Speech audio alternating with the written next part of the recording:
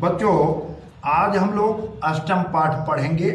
शीर्षक है श्रम एव विजयते, अर्थात श्रम मेहनत की ही जीत होती है। इसमें सत्री प्रत्यय का प्रयोग किया गया। अमेरिका देशी एक ये अब हम लोग इस पाठ को पढ़ने की कोशिश करें। अमेरिका देशे एकस्मिन् स्थाने सैनिकानाम् आवासाय निर्माण कार्यं प्रचलत आसीत्। अमेरिका देश में एक स्थान पर सैनिकों के यहीं से फिर बोलते हैं। अमेरिका देशे एकस्मिन् स्थाने सैनिकानाम् आवासाय निर्माण कार्यं प्रचलत आसीत्। अमेरिका देश में एक स्थान पर सैनिकों के आवास के लिए, सैनिकों के रहने के लिए निर्माण कार्य प्रचलित था, प्रचलन में था, निर्माण कार्य हो रहे थे। तत्र द्वारादि निर्माण हेतु काष्ठस्य गुरुतरः खंडः नीयते स्म।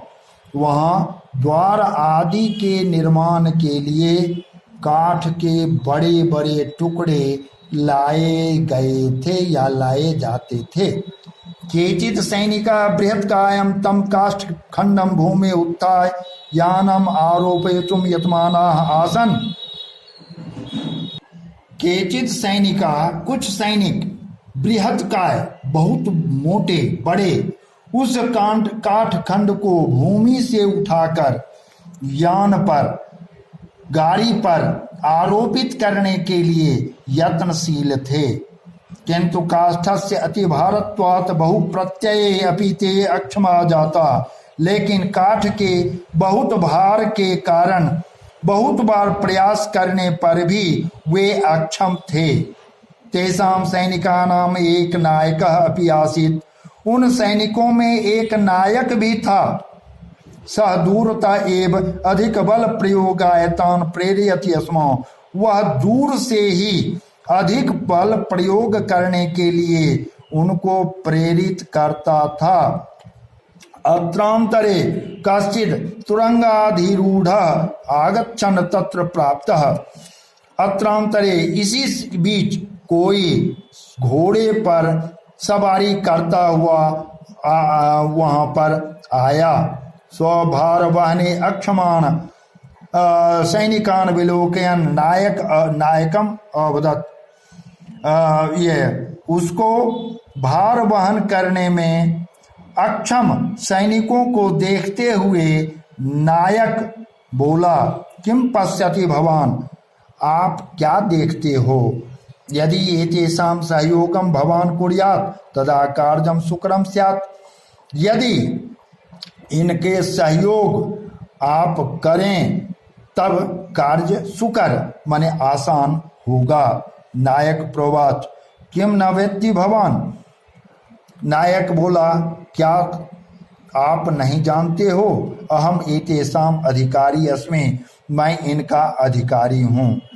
कथम एतय सह कार्यम कुर्याम, मैं इनके साथ किस प्रकार कार्य कर सकता हूँ।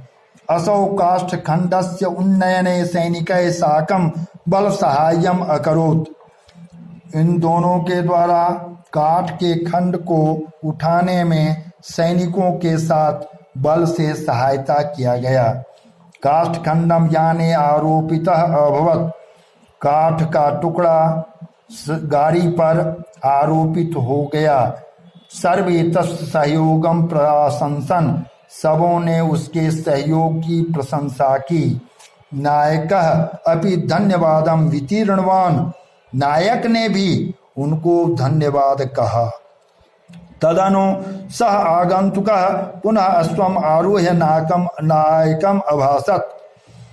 उसके बाद वह आगंतुक फिर घोड़े पर चढ़कर नायक को बोला, महाशय, यदा कदाचिद ईदृश अवसर आपतेत प्रधान सेनापति वाशिंगटन स्मर्यताम। तो नायक को बोला, महाशय, यदि कभी इस प्रकार का अवसर पड़े तो प्रधान सेनापति वाशिंगटन को स्मरण करें। सह पुनरपि आगमिष्यति, वह फिर भी आएगा। स्वसेनापतिं वासिंघटनम अभिजानन सह लज्जितो भूत्वा क्षमाम अयाचत। अपने सेनापति वासिंघटन को पहचानकर वह नायक लज्जित होकर क्षमा याचना किया। वासिंघटन अभाषत, वासिंघटन बोले, कर्तव्य कर्मणि गुरुता लघुता वा न भवति। करने लायक कर्म में गुरुता यानी महानता या छोटापन नहीं होता है। एतद् भूयो भूयः अवधेयम्, यह बार बार समझ लेना चाहिए, जान लेना चाहिए। बच्चों, इस प्रकार यह पाठ समाप्त होता है। अब आप लोग अपने से खुद से इसका प्रश्नोत्तर करने की कोशिश करें और जो समझ में नहीं आएगा उसको पूछने की भी कोशिश करेंगे। धन्यवाद।